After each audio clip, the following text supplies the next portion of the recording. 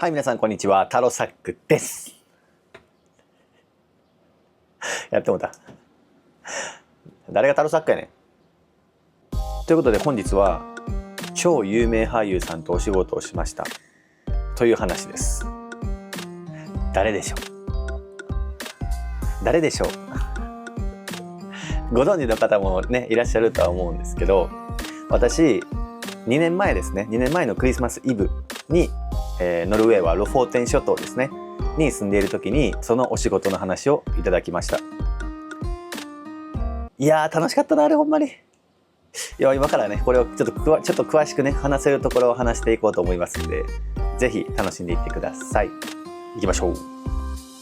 はい、ではまずですね、そのお仕事をいただいた経緯からお話しさせていただきます。一人ですね、メディアコーディネーターというお仕事をされている方が、オスロに在住しておりまして、その方からお仕事の話をいただきました。そして、まずねミーティングですね、あちらの番組のプロデューサーディレクターさんの方たちと何回かミーティングを重ねた結果、直樹くんテレビ出ようということになったんですよ。僕テレビ出るんですかみたいな。僕が出るんで裏方、僕もメディアコーディネーターとして働く予定だったんで、裏側でね裏方でいろいろねお手伝いするってことだけだと思ったんですけど、じゃなくてなんと僕がテレビ出演することになりました。では実際ねどのような内容だったかっていうのをお話ししていくんですけど、まず成田さんが来られたのが、あれ名前言ってなかった名前言ってもうたはい、今言ってしまったんですけど、超有名俳優の方は、成田凌さんです。成田凌さんが来られたのが、2022年の9月かな、9月の末ぐらいに、ノルウェーのロフォーテン諸島に来られました。まずは1日目はですね、ご飯を食べるとオーロラを見るっていうのが私たちのプランでした。成田さんが空港に到着してそのままご飯に行きましたね。でその1日目にオーロラアタックですね、1日目のオーロラアタックしたんですけど、条件は揃っていたんですけど見れず、で2日目というのがですねなかなかねアクティブでした。2日目はめちゃめちゃ予定詰めたんで、できるだけのことはやろうと。でまずですね朝起きてパラグライディングです。したことあります？パラグライディング。皆さんそのパラグライディングに関しては僕が全て請け負ってたんで、結構ね正直不安いっぱいでした。まず安全性ですよね。まずそこが実際どうなのかっていうのと、プロの方にはお願いしましたけど、万が一のことがあるんで、万が一が起こった時の対処法、本当ねいろんなことがね頭によぎってました、常にあの時は。で見られた方は分かると思うんですけど、パラグライディングってもっとねこう走ってスムーズに飛んでいくのかなと思ったら、すごいねもう揺れてたんで、これやばいんちゃうと飛ぶ前思ったんですよ、一瞬ね。でなんとかねピューンと飛んでいった時にほんまに安堵です。で飛び立っていって、そこからねだいたいあれね多分1時間ぐらいは成田さんずーっと上飛んでたんですよ。すごいいい景色でしょあれ。そして、1時間ぐらい飛んだ後に無事にね着陸されて、本当に良かったです。もう僕あれでもう仕事終わったと思いましたもんね。あ、仕事終わりや、よかった。そこが正直一番の僕は不安要素だったんで、無事に終われるかどうかっていうのが本当に良かったです。でなんと極めつけですね、次もう成田さんね頑張られたんで、僕も次はねサウナに行こうと。海辺のサウナですよ。ロフォーテン諸島で海辺のサウナって最高じゃないですか。でサウナに入って海があるんでね、何するって飛び込むしかないじゃないですか。飛び込みました2人で。でここで裏話なんですけど、飛び込んだ、動画がねご覧になられた方いらっしゃると思います。成田さんね結構ビビってたみたいで、あれ1回目の飛び込みが使われたんですけど、実は2回撮ってるんですよ。なんてかというと1回目が成田さんビビってしまったみたいで全然前に飛んでなかったんですよ。もう一回撮り直したいと、なんかビビってもうて全然飛ばれへんかったと。で2回目撮ったんですけどちゃんと飛んでました。2回目はすごい飛んでました。でも1回目が使われるっていうね。他にもね、なんとスタッフさんの方がこれっつって渡してきたのがビールまさかのビールを準備してくれていて、もうね海辺サウナビール、これもう最高の3点セットでしょ。で撮影が終わると皆さんねもう裸になって、みんなでスタッフさんの方も含めみんなでサウナに入ってはーってみんなで整ってました。その後に行ったところがマーレン・アンナっていうレストランです。このレストランが実は僕が初めてですね、ノルウェーロフォーテン諸島に行った時に働かせてもらった場所です。カドゥセイクフフリルクフフリルで、その後に行ったところがオーロラですよ。これがメインなんで、メインイベントなんで見れんかったー。実はね、2日目のオーロラに関しては1日目よりもはるかに自信はあったんで、ここで2日目にオーロラ出して3日目の撮影はもうちょいのちょいやと思ってました。オーロラまさかの出せんかったです。あんだけね、僕ね1日目ね張り切って出しますっつって2日目ボコボコにやられました。ということで最終日ですよ。で実は3日目はテレビではオーロラしかやってないんですよ。でも実はこれ朝に僕ら4時間ぐらいかけてカヌーしてます。カヌー4時間しっかり楽しんでご飯食べた後にメインイベントですよ。最後のチャンスオーロラで、ここの最後のオーロラに関してはやっぱりね見せ場が欲しかったんで、ロフォーテンにね超有名スポットがあるんですよ。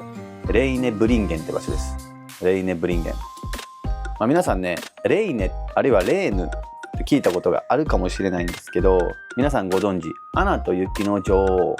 の一シーンで使われている風景があるんですけど、そこを元に作成されたと言われています。そのレイネブリンゲンっていうのが山なんですけど、そこから見える景色がもう本当に最高なんですよ。レイネの街、あとフィヨルドを一望できるんで、そこから撮影をしようと最後用意してました。なんせ階段なんですよ。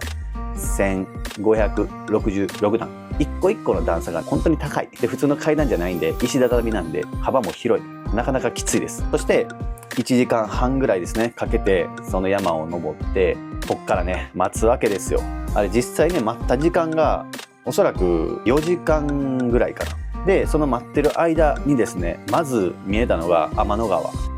もう半端ないのが見えて本当にやばかったです。あれこれですごいいい兆候なんですよ、オーロラにとって。天の川が見えている時点で星空がすごいクリアってことなんで、まずそこで条件は満たしています。そして聞いてください、オーロラ出しました。オーロラ出し、このクリップちょっとご覧いただきたいんですけど、すごいんですよ。すごいマジで綺麗で、タイムラプスでこれなんですけど、実際やっぱり肉眼で見るともうね圧倒されます。圧倒される。何もこの世の終わりみたいな、みたいなね。はい、本当にそういう気持ちになりました。で実は撮影は3日間だけということになってたんですけど、最終日ですね、4日目に成田さんのね飛行機の時間が夕方だったんですよ。なんで朝にまだ時間があるということで、実は釣りに行ってます。あれ何時間ぐらいかな、2時間ぐらいかな。船にいた時間は何にも釣れんかったです。ただただクルージングクルージングしただけっていう。めちゃめちゃ良かったです。でもそれはそれでめちゃめちゃ良かったです。でもちろん使われてません。はい、オールカットです。オールカットで最後成田さんを空港まで送って終わりっていう感じの流れやったんですけど、でここでねいくつかせっかくなんでね秘話をね伝えたいんですよ。実は私たちが滞在していたホテルっていうのが自分の家からほんと15分ぐらい離れた場所、車で15分ぐらい離れた場所だったんですけど、ホテルから自分の家に、荷物を取りに行ったりしてたんですよ。である朝2日目かな、2日目の朝か3日目の朝か忘れたんですけど、朝7時半ぐらいにね起きて荷物を取りに行こうとしたら、で車でねパッて出ようとしたら、成田凌さんの、メイクさんの方がね目の前現れて、あっと思ったら成田凌さんとプラスあとマネージャーさんも一緒に出てきて、ちょっと待ってって言われたの。なんすかっつって窓開けて、ならどこ行くのって言われて、僕ちょっと今自分の家に荷物取りに行こうかなと思って。連れてきてって言われて、成田凌さんが僕の家に来てます。メイクさんも含め、マネージャーさんも含め、みんな4人で僕の家に行くっていうね。でなんか知らないですけどみんなで写真撮って、でホテルにまた戻ったんですけど、そういうこともありましたね。でさらにですね、実は成田凌さんがロフォーテンに来られる前の天気、あと来られて帰られた後の天気っていうのがずっと雨予報なんですよ。雨予報だから来られる前はずっと雨でした。で成田凌さんがロフォーテンに来られるっていうその4日間の間だけこんだけ晴れたっていうね。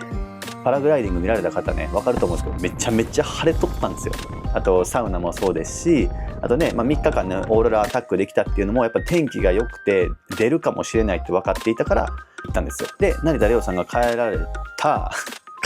その日の夜ですよ。大雨です。そっからずっと雨でした。そしてまあね、直樹といえば切っても切り離せない話がですね、お金ですよ。お金。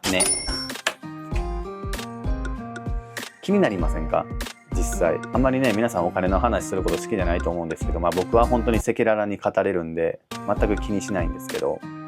実際稼いだ額は、簡単に言うとちょっと直接額言うのはあれなんですけど、約大体ね1ヶ月間ぐらいの準備っていうのをしてました。1ヶ月の準備の中で、ミーティングを何回かし、あと私が担当していたのが、パラグライディングの企画であったりとか、他は釣りですね。なんでいろいろねそういう準備期間も含めてどれぐらいかな、もうぶっちゃけますと大卒ですね、初任給の3倍4倍ぐらいの額はいただきました。めちゃめちゃ良かったどこ行ったんやろその金。最後皆さんチャンネル登録、LIKEぜひお願いします。